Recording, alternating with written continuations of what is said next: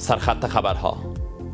توافق آتش‌بس اعلام شده بین ایالات متحده و ایران شامل لبنان نمی شود و این اشتباه را یک سوء تفاهم حقوقی می نامد و می گوید طرف ایرانی فکر می کرد لبنان شامل می شود، اما در واقع اینطور نبود. آتش‌بس با ایران فقط شامل آن کشور و متحدان ایالات متحده در منطقه می شود.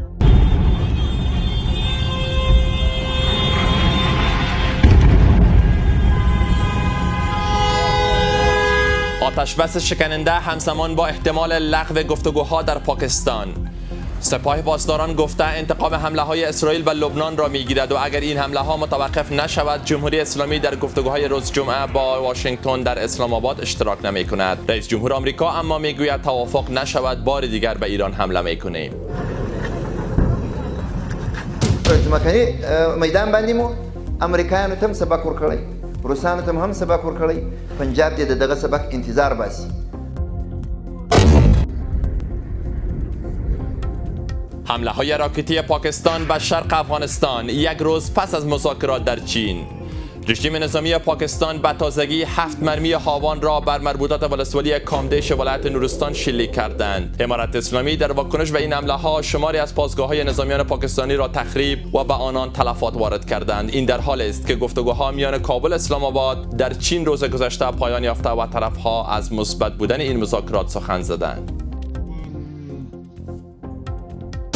په تیرو څلورو ساعتونو کې د بارانونو، سیلابونو او واورو ورښت له امله له بدمرغه په کابل، پروان، پنجشیر، دایکنډي، پکتیا، پکتیکا، غزني، میدان وردګ، زابل، غور، بادغیس، بلخ، جوزجان، بغلان، بدخشان، ننګرهار، لغمان او نورستان ولایتونو کې 9 تنه شهیدان او 14 تنه نور ټپیان شوي او یو کس لا درکه هم دی. دلبر کارکر شهر پلوخمری واقعا وحشتناک است. امیدوار هستم که هموطنان ما را امان باشند. و 2 هفته مرگبار در افغانستان، 148 کشته از اثر حوادث طبیعی. اداره ملی آمادگی مبارزه با حوادث طبیعی اعلام کرده که در 2 هفته گذشته 148 تن در پی رویدادهای طبیعی از جمله باران، سیل، فرو ریختن سقف خانه ها، زمین لرزه و رعد و برق جان باخته و 216 تن دیگر زخمی شدند. سلام، شما بیننده خبر 530 هستید. من اسماعیل سولاد هستم. یک روز پس از آتش‌بس 2 هفته‌ای اسرائیل همچنان به لبنان حمله کرد و سپاه پاسداران میگوید انتقام این حمله ها را میگیرد. آتش‌بس بیش از هر زمان دیگر شکننده است. تهران گفته آتش‌بس شامل لبنان نیز می شود.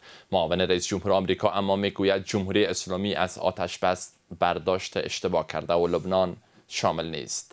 معاون شورای امنیت روسیه گفته تنگه هرمز سلاح هسته‌ای تهران است و این سلاح به خوبی هرچه تمام کار می کند. برای پردازش و جزئیات بیشتر این خبر و موضوعات در خاورمیانه همکارم احمد رشاد زریر از استودیوی 2 با ما وصل است. سلام زریر، وقتت بخیر. در دومین روز آتش‌بس اوضاع از چه قرار است؟ می‌خوایم از خودت بشنویم و ظاهرا نقص‌های گسترده به ویژه در لبنان شده جریان چی است؟ بله سادات، اتفاقا بیشترین نقص از طرف اسرائیل صورت میگیره، هرچند با باور جدی وانس معاون آقای ترامپ با توجه به اینکه 40 روز جنگ بسیار آتشین بوده، انتظار این که در روزهای نخست آتش بس 100% آتش فرو بنشینه انتظاری زیادی است و بی‌نظمی های اتفاق میفته و این غیر عادی نیست. و هم آقای وانس تاکید میکنه که یک سوء تفاهمی است، در واقع شاید خویشتنداری در مورد لبنان از طرف اسرائیل صورت بگیره، ولی لبنان بخشی از آتش بس نیست و امروز حتی نسبت به 40 روز گذشته حملات بر لبنان بیشتر هم بوده. نزدیک 300 لبنانی کشته شدن، جان باختن در حملات اسرائیل و کل بخشای لبنان که حزب الله اونجا حضور داشته در آتش است و لبنان امروز عزای عمومی اعلان کرد به این اندازه شدت داره و البته متهم میکنن که اسرائیل تلاش میکنه که تلاش های دیپلماتیک را به هم بزنه و دوباره زمینه جنگ را فراهم بکنه. به هر حال یک سری اتفاقاتی افتاده، اما امروز ایران در آرامش است. اسرائیل هم که زیاد با آتش کشیده نشد، موشک‌های زیادی از ایران نرفت و بعضی کشورهای عربی گزارش‌های از فعال شدن پدافندشان نشر شد، ولی پهپاد و موشک ایرانی با کشورهای عربی هم امروز اصابت نکرد. البته تا شب گزارش‌های وجود داشت که اصابت‌های صورت گرفته. به هر حال آتش بس داره آرام آرام میره که تطبیق شود تا اینک نقص بسیار جدی که خطری از بین رفتن توافق از سرگیری جنگ حداقل در یکی دو روز آینده یا پیش از مذاکرات در جریان مذاکرات را در بر داشته باشه وجود نداره. به هر حال هر یک از طرف‌ها اختلاف نظرات فراوانی در مورد آتش بس دارند که آیا اون 10 ماده مورد تایید ایران همون 10 ماده است که ترامپ میگه یا اون 10 ماده که ترامپ رد میکنه و در سطل زباله انداخته. پس 10 ماده مورد تاییدش چی است؟ به هر حال این چیزهایی است که اتفاقا در مذاکرات فردا مشخص خواهد شد و اوضاع کماکان در مقایسه با 40 روز گذشته داره و سمت عادی تر شدن میره. خب زدری روند مذاکرات چگونه پیش می رود و چی چشم اندازی از فردا که دو طرف در اسلام آباد روبرو می شوند تا فعلا وجود داره؟ اسلام آباد که به شدت امنیتی شده، هرچند سفیر ایران در اسلام آباد پست خودش را که گفته بود امشب تیم مذاکره کننده ایران به اسلام آباد میرسه او را حذف کرد، ولی شاید با دلایل امنیتی شده باشه.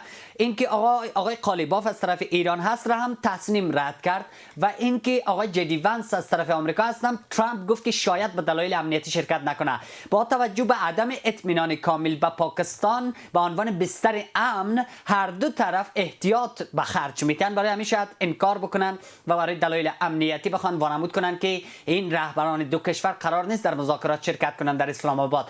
ولی وقت فضای امنیت اسلام آباد را میبینیم و اوضاع دیپلماتیک پیرامون منطقه را میبینیم، دیده میشه که فردا این مذاکرات برگزار خواهد شد. هرچند اختلاف نظرات بر سر این که آیا غنای یورانیم در ایران به صفر برسه نرسه، آیا تنگه هرمز ملکیت ایران هست یا نه، نیروهای آمریکا و پایگاهش از منطقه برن یا نه، این اختلاف نظرات است که بین ایران و آمریکا وجود داشته. به هر حال حداقل بر سر این که آتش بس ادامه پیدا بکنه و توافق بکنن و گفتگو را آغاز بکنن و ادامه بدن. هرچند از هر دو طرف کارنامه خوبی ندارن، هر دو طرف نشان دادن که اعتماد ندارن، سلاح‌هایشان همچنان دست به ماشه هست، سربازایشان همچنان در آماده باش کامل هستند برای از سرگیری. ترامپ میگه نیروهای ما در منطقه هستند و منتظر دستور هستند در صورت نقض آتش بس که دوباره بمباران شروع کنن. ایرانی ها هم میگن ما هم 15,000 موشک بالستیک و 45,000 پهپاد آماده شلیک داریم در صورت نقض آتش بس. هر دو طرف هرچند به عنوان گروه نیابتی ایران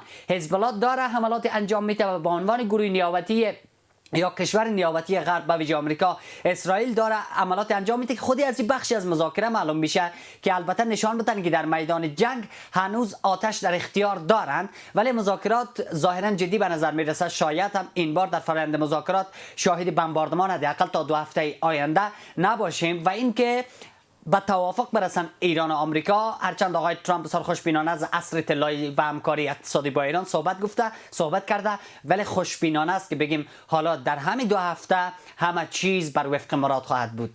خب تنگه هرمز در ظریف که روسیه سلاح هستی ایران میدانه، اوضاعش چگونه است؟ آیا رفت آمده که کشتی ها عادی شده یا خیر؟ کاملا عادی نشده سادات.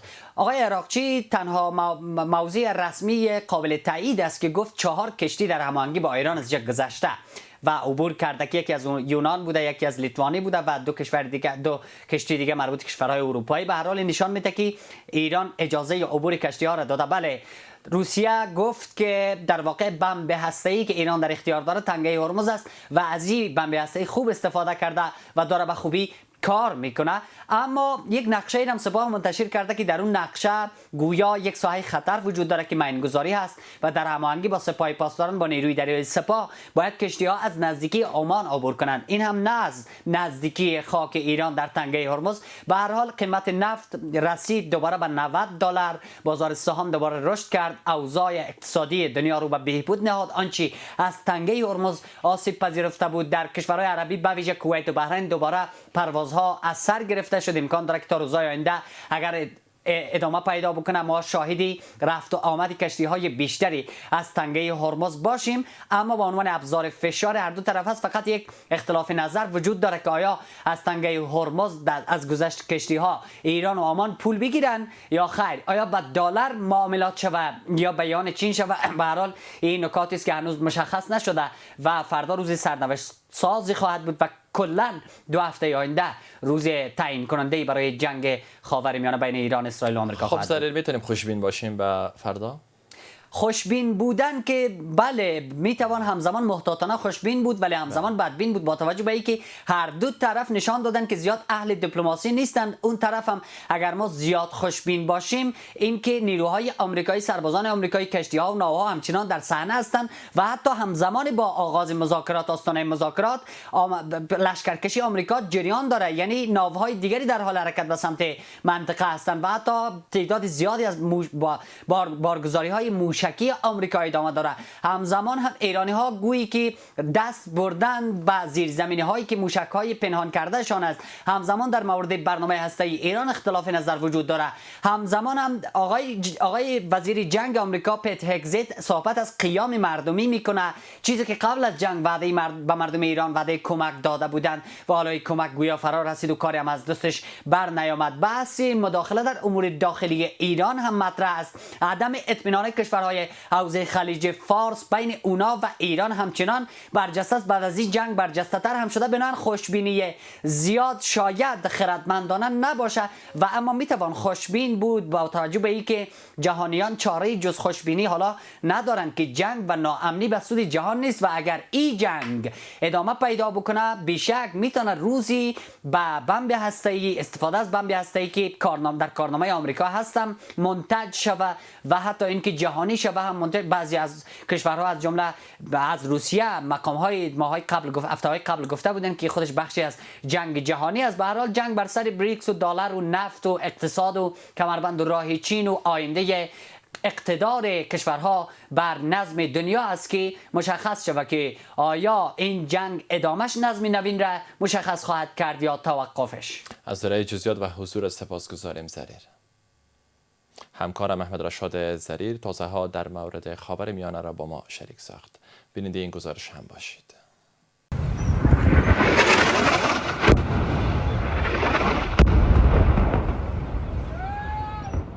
لبنان در واکنش به حملات مرگبار و خونین دیروز اسرائیل امروز را عزای عمومی اعلام کرده است. تمام اداره‌های دولتی تعطیل و پرچم‌های ملی به حالت نیمه برافراشته در خواهند آمد. لازم به ذکر است که در نتیجه حملات قبلی حداقل 254 لبنانی کشته و بیش از 1165 نفر دیگر زخمی شدند. این در حالی است که جی وانس معاون رئیس جمهور آمریکا گفته است که توافق آتش‌بس با ایران به معنای توقف جنگ در لبنان نیست.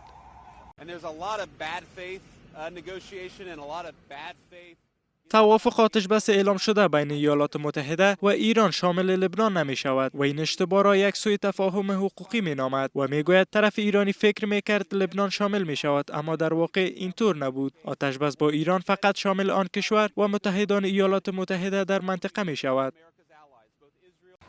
در همین حال سخنگوی کاخ سفید گفت که رئیس جمهور ترامپ با نخست وزیر اسرائیل بنیامین نتانیاهو صحبت کرده و از او حمایت خود را ابراز داشته است. The president spoke with Prime Minister Netanyahu last night. In that private conversation, Prime Minister Netanyahu relayed exactly what he said to the world publicly, that he supports the president. رئیس جمهور ترامپ با نخست وزیر نتانیاهو صحبت کرد و نتانیاهو به رئیس جمهور اطمینان داد که اسرائیل همچنان متحد و شریک مهم ایالات متحده است. همزمان با این رئیس جمهور فرانسه گفته است که آتش‌بس بین ایران و آمریکا باید شامل لبنان نیز شود و حمایت از نیروهای مسلح لبنان تقویت گردد تا بتوانند کشور خود را کنترل کنند. qui à date est aussi inclus dans le cessez-le-feu, ce qui est une bonne chose et même une chose. حملات اسرائیل و اشغال جنوب لبنان نمیتواند یک راه حل بلند مدت باشد. آتش‌بس باید به طور کامل لبنان را شامل شود. این ضروری است. ما باید حمایت از نیروهای مسلح لبنان را تقویت کنیم تا آنها بتواند به طور کامل بر کل قلمرو خود کنترل داشته باشد. با این حال آنتونیو گوتریش دبیر کل سازمان ملل متحد حملات گسترده اسرائیل به لبنان را که منجر به کشته شدن و زخمی شدن صدها غیر نظامی از جمله کودکان شد به شدت محکوم کرده است. دبیر کل سازمان ملل متحد نگرانی عمیق خود را از افزایش تعداد تلفات غیر نظامیان در لبنان ابراز کرد. دبیر کل سازمان ملل متحد اظهار داشت که درگیری‌های جاری در لبنان تهدید جدی برای تقویت آتش‌بس اعلام شده بین ایران و آمریکا و تلاش‌ها برای صلح پایدار در منطقه است.